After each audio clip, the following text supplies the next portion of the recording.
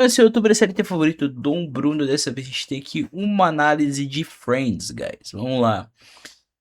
Friends teve uma história cultural incrivelmente estranha. Foi uma das maiores séries dos anos 90 e início dos anos 2000, e apesar da queda na aclamação da crítica e do público, manteve praticamente Referência, tá? Dá pra dizer que isso aqui era referência de séries desse naipe.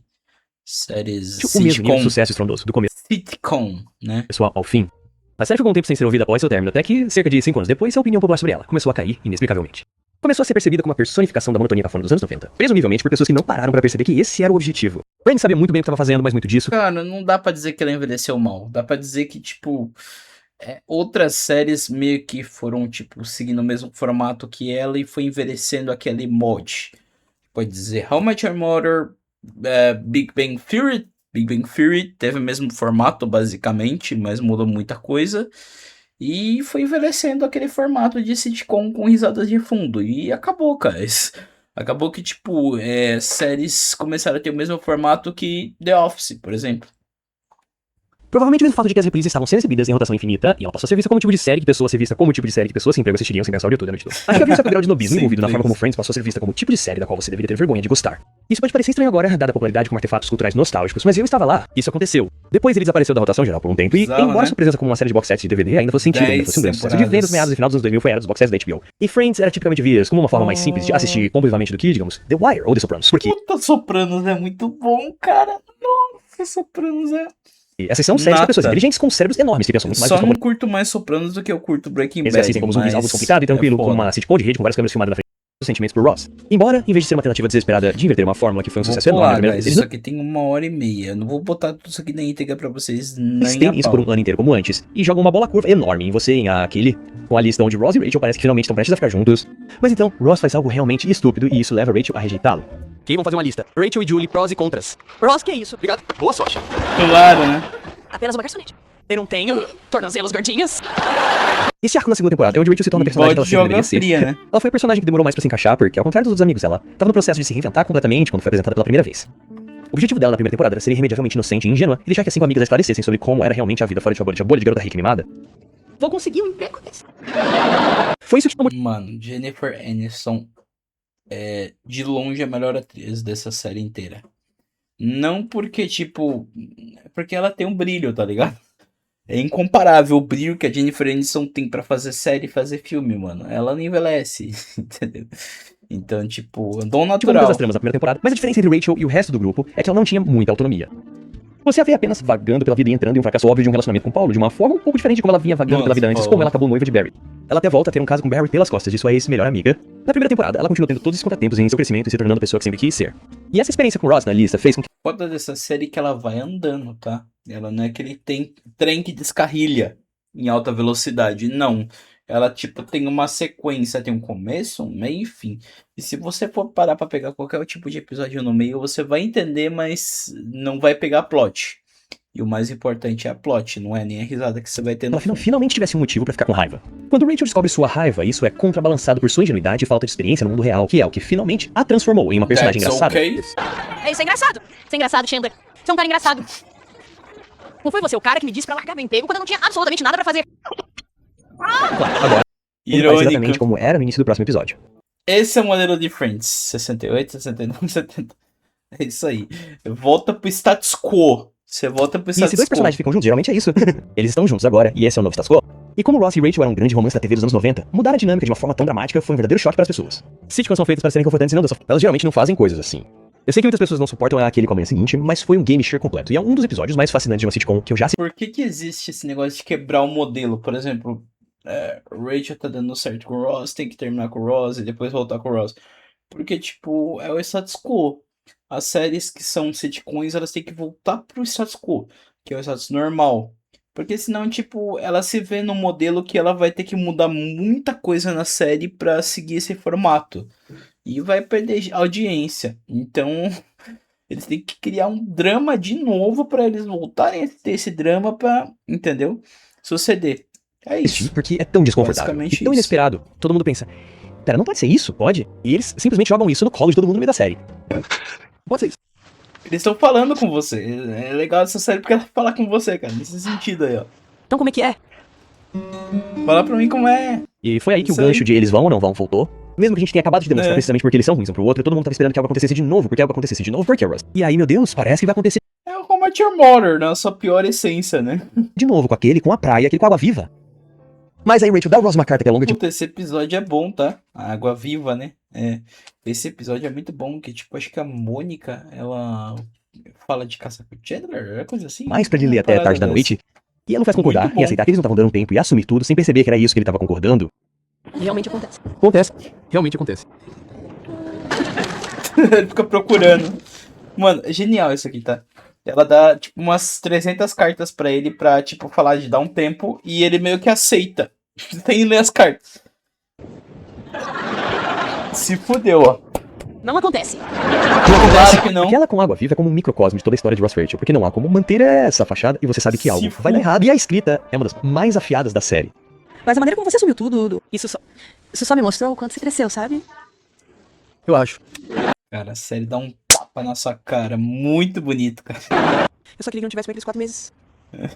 Mas esse tempo era o que você precisava pra ganhar um pouco de perspectiva. Olha lá. Estávamos em um intervalo. Genial. Grande aposta. E esse é o ponto. Joe e Phoebe estavam lá pra dizer e fazer coisas que tornariam a vida de todos um inferno. Eles pensavam que essas pessoas estranhas, excêntricas e desconfortáveis se infiltrar no grupo principal. E como isso me dá a oportunidade de falar liricamente sobre Phoebe, Joe e é isso que Phoebe. farei, é isso que farei. Phoebe Essa... Buffett é uma das maiores personagens Não, essa daí, cara, de todos eles ali é o que tem mais personalidade. Porque todos os outros ali, tipo, eles podem ser coringa em algum momento. A Phoebe não, ela, tipo... Mano, ela tem uma personalidade já definida antes de qualquer coisa da série.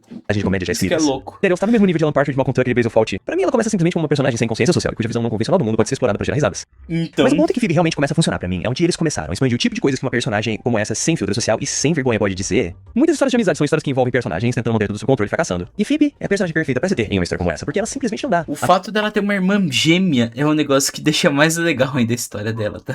Tipo, a história dela já é meio... assim, né? Vamos pegar. Pra quem ela faz se sentir desconfortável. Motivo pra deixar o último emprego? Vou te contar sobre a vez em que esfaqueei o policial. Phoebe, ele esfaqueou primeiro. Na verdade, damos dois bebês. Genial. Não é tão diferente de dar a luz um que você sabe. Algumas festas grandes. A gente realmente tem um pau no rabo, né? Sim, porque você vê que isso é um problema real. Ela não tem E o filtro. seu é tipo, você sabe, um monte de merda de colegial que ninguém realmente se importa. Essa atitude de Phoebe de não dar a mínima também é bem fundamentada, porque deram a ela uma história de fundo incrivelmente trágica. Se alguém me dissesse que escreveria um personagem cuja mãe cometeu suicídio, que passou anos vivendo nas ruas e que faria essas coisas pra rir, normalmente ficaria olhando para rir e boca aberta, horrorizado É, e completo. claro. E completo. Quebra Mas de a maneira direta e expectativa. indiferente com que Phoebe fala sobre seu passado trágico, que é tão extrema, que passa do ponto do extremo a um ponto em que é realmente hilário. Gostei dos, fiz um homem. gostei dos stickmans dele. Muito bom, hein, os stickmans. Com olhos de carvão e um sorriso tão encantador. Ou eu Manda, poderia Phoebe. saber que minha mãe estava morta. Era o exemplo perfeito, pelo menos. E ele faz essa piada de novo, e de novo, e de novo. A história de antes também é bem fraca, é longa demais. Às vezes os amigos realmente têm dificuldade em encontrar o limite, além do qual Cross se torna genuinamente Da babaguei, né? Essa daí da babaguei é muito bizarro, tá? desagradável. No entanto, não é a intenção final que é o problema com aquele como babá homem. Você admite que sua neurose sobre homens Babá femininos vem do seu homem, pai, tá. julgá-lo por brincar com dinossauros quando criança em vez de praticar esportes. Talvez por causa do meu pai. Sabe quando eu era criança, ele era meio durão?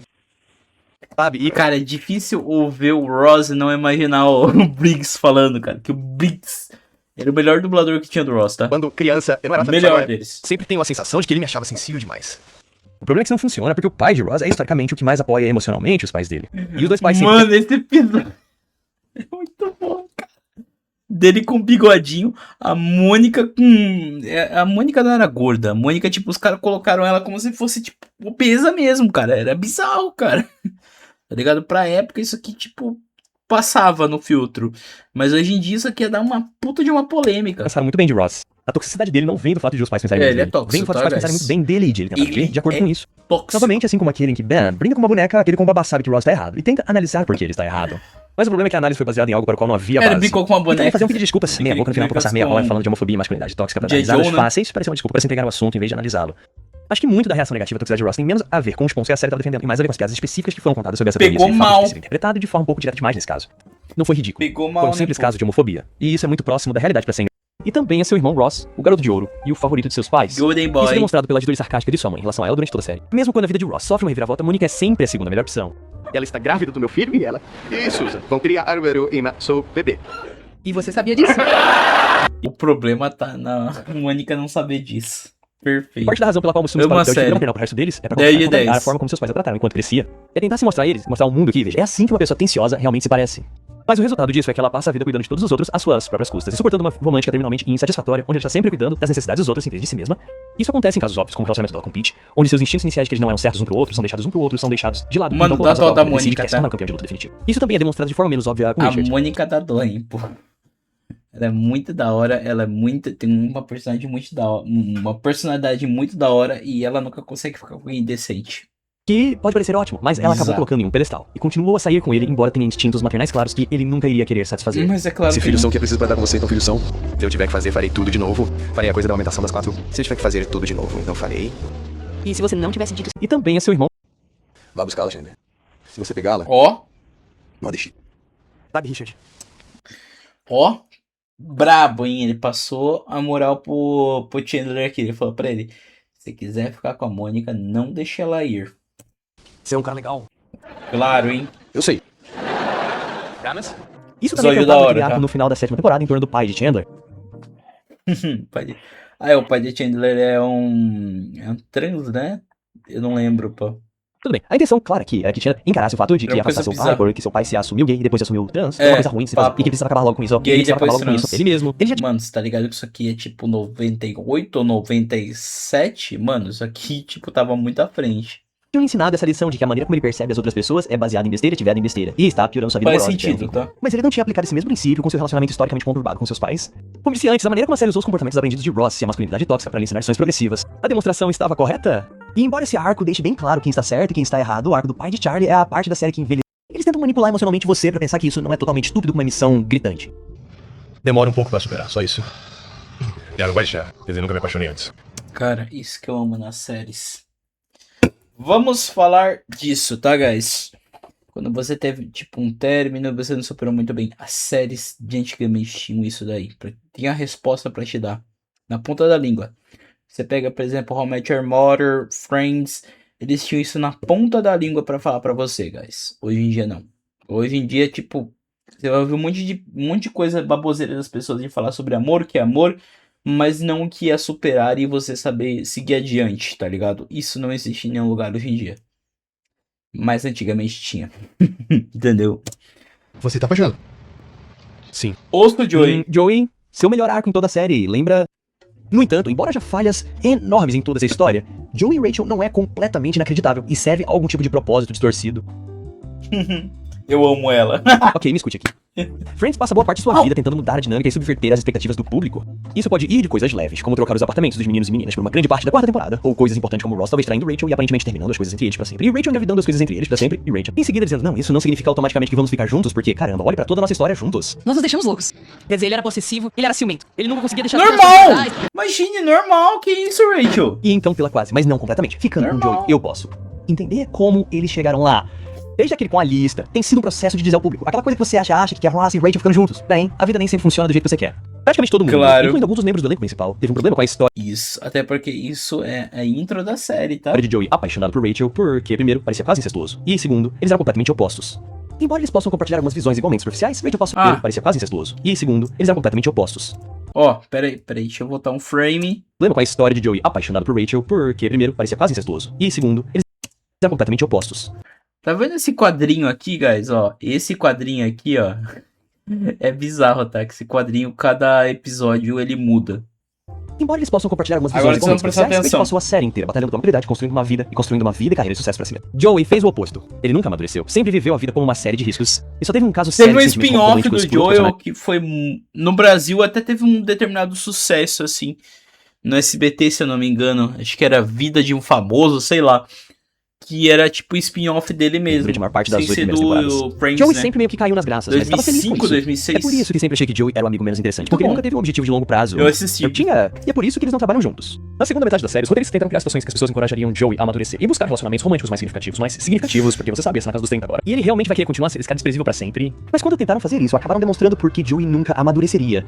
Deram a ele situações que quase sempre estavam fadadas ao fracasso. Ele não ia ficar com Jenny, uma mulher com quem não tem nada em comum e que, no começo, não se interessava por ele. Em um episódio, as garotas tentam convencê-lo a fazer amizade com uma mulher antes de sair com elas, mas ele estraga tudo também porque não sabe como, porque não está na natureza dele. E é por isso que parece tão errado quando elas tentam arquitetar uma situação em que esse cara, que passamos tanto tempo demonstrando não ter vocação para um apego romântico profundo, está aparentemente apaixonado por Rachel, sua amiga de 7 anos. No entanto, embora seja abrasivo e desconfortável, Resumindo, o Joey é o Barney Stetson. O Joey é o Barney do How I Met Your Mother. É o cara que, tipo, pô, tu tá namorando com aquela mina que vai ser a mina do principal, mas beleza. A história de Joey apaixonado por Rachel funciona em um nível que continua negando esse chamado para Ross e Rachel ficarem juntos publicamente fazendo há anos. Eles tentam manipular emocionalmente para as pessoas e tivemos um número muito maior de episódios independentes com premissas simples que não tinham nada a ver com as histórias em andamento. Nós sempre tivemos esses, claro, como aquele com a bola, que é um dos meus favoritos, porque é muito idiota e inútil. Mas episódios como aquele com a loteria ou aquele que Ross organiza um funeral pra si mesmo, embora seja um funeral pra si mesmo é bom, hein? 20 minutos, aquele com a loteria ainda é um dos meus episódios favoritos. Mas eles realmente não fazem nada pra avançar a história geral dos amigos tentando desesperadamente encontrar uma maneira de atingir aquele estado de serem amigos felizes, e justas, porque Mônica e Charmer essencialmente já são, e a série sabe que tá quase no fim, e sejamos honestos, também sabemos. Também sabemos, pô. The Last On. Então, o último. Não. Não, velho. Ele prejudica quase todos os pontos que eu fiz ao longo desse vídeo inteiro, mas eu diria que é porque o último prejudicou toda a série, não a minha leitura dela. Minha leitura da série como sendo uma exploração profunda e dramática dos relacionamentos de pessoas é perfeitamente legítima. Cala a boca. Então acabamos em um lugar muito semelhante ao de onde começamos a série. Ross realmente não quer que Rachel vá embora e comece um novo emprego em Paris. E Phoebe está dizendo a Ross que ele precisa contar a Rachel como se sente antes que ela vá embora. Mas ele está todo tímido e não quer dizer nada. E temos a tradicional comédia romântica rolando pelo aeroporto pra chegar até ela. E eles fazem grandes relações e realmente contam ela como se sente. Mas ainda assim entra no avião no final. E Ross volta pra seu apartamento sozinho. Cinema, hein? Cinema. Essa série é sempre assim. E arrependido. O fato de ninguém ter lhe dito que a vida seria assim. Sempre seria assim. Apaga. Volta pra o intro da série. Créditos? Mano, e é sempre aqui, tá? Essa série você tem que aproveitar os créditos delas. Porque, tipo, nos créditos que acontecem as coisas boas da série. Ok. Não, obviamente você sabe o que acontece. Claro, né? Mensagem na secretária eletrônica de... Mas é claro! Os telefones costumavam ser conectados às paredes. Sim, eu sei, é estranho. Havia essas coisas chamadas linhas fixas. Linhas fixas e tinha... É estranho, certo? Não tenho certeza de como elas funcionam. Acho que a voz deveria Não entrar precisava nem de energia nisso daí. por este fio. E então Entra e a voz sai. sai pelo... Pronto, entendi. Felizes para sempre. Certo, há um certo grau de subversão das expectativas do público aqui. Parece que Rachel entrou no avião, foi embora e seguiu com sua vida. Ele não chega ao aeroporto, então ela corre para os braços dele. Sim, Ross, sacrifica minha carreira pelo bem de alguém Seria muito óbvio, né? que historicamente me deixou completamente miserável. Sim, embora isso possa ter sido que os fãs e a maioria das pessoas que trabalham na série queriam, o motivo pelo qual isso me irrita é que Rachel está em uma encruzilhada muito semelhante à da terceira temporada. Ela quer Perfeita. perseguir seus sonhos e isso é incompatível com Ross. Como eu disse ao longo deste vídeo, o romance idealizado da garota mais popular do ensino médio que fica com o nerd das ciências Arão pode parecer fofo, mas os amigos rebateram isso com o fato frio e duro de que a vida nem sempre é doce. E um romance de longo prazo entre esses dois arquétipos provavelmente não funcionaria. Mas eu entendo por que eles fazem isso. Ter o final com Ross e Rachel seguindo caminhos separados para sempre certamente deixaria todos com um gosto amargo na boca. É que nem o final de How I Met Your Mother. E ele volta porque os filhos dele falaram pra ele: mas isso é a história da nossa mãe ou da nossa tia Robin? E daí ele lembra: pô, mano, é nossa tia Robin, eu tenho que levar lá a trombeta do Smurf. É isso. E é isso que acontece no final, tá ligado? Fica auto-interpretativo o que acontece. Mas eu gostei muito do final. Ser bem sincero, How I Met Your Mother E fazer me qualquer outra coisa surpreendeu. que não seja isso faria com que todos Friends olhassem pra frente também, com amargura. tá? Finais são Achei difíceis. legal. É por isso que tantas sitcoms falham no teste do final. Você precisa encontrar uma resolução que Friends seja também. satisfatória, mas que também não irrite todo mundo. Embora Friends tenha tido muitos momentos frios, você quer que todos saiam da série se sentindo bem com ela como um todo. Você pode vê-los voltando atrás ao longo da temporadas 9 e 10, onde estão tentando arquitetar isso. Então esse cenário faz mais sentido do que a ideia de Ross e Rachel terminando juntos nas temporadas 2 e 3. The Office também tem um bom final, que é quando o Dwight casa e daí do nada aparece o Michael. Muito bom, inclusive. E por todas as evidências você sabia exatamente pra onde eles estavam indo. É por isso que, como dito, as temporadas 9 e 10 não são nada surpreendentes. É por isso que são as menos memoráveis. Rachel tinha batido o pé e dito não vamos voltar a fazer Previsíveis, pra dizer o Mas Rachel mínimo. tava grávida e depois quando eles estavam criando Emma com parceiros platônicos Mas separados. é isso, eu não vou nem seguir muito nesse papo, porque já deu 18 minutos aqui, eu não posso me alongar. Se gostou, dá um like, se inscreva no canal e tchau.